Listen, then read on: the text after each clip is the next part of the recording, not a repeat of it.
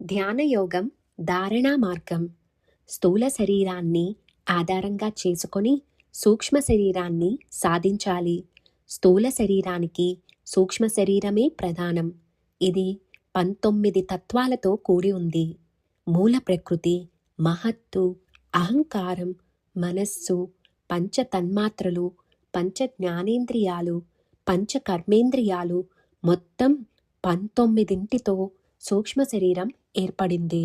సూక్ష్మ శరీరానికి పంచభూతాలు 5 కలిసి స్థూల శరీరం మొత్తం 24 తత్వాలతో స్థూల శరీరం ఏర్పడింది.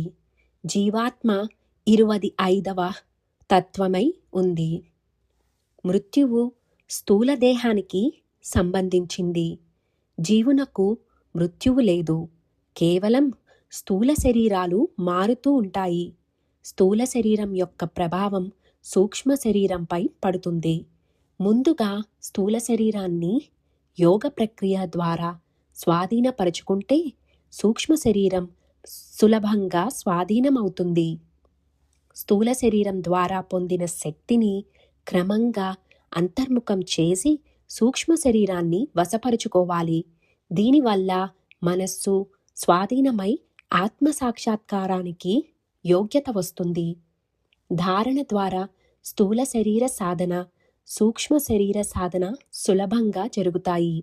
సూక్ష్మ శరీర సాధనకు ధ్యానమే ప్రధానమైంది.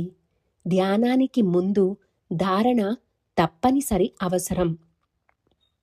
ధారణ లేకుండా ధ్యానయోగం సిద్ధించదు. సూక్ష్మ దేహంతోనే స్థూల దేహం పనిచేస్తుంది. పాంచ భౌతిక శరీరమైన స్థూల దేహానికి సంబంధించిన సాధనలే ప్రస్తుతం అవసరం. ప్రాపంచిక పనులన్నింటికీ స్థూల దేహమే ప్రధానమైంది. ధ్యానప్రస్థం.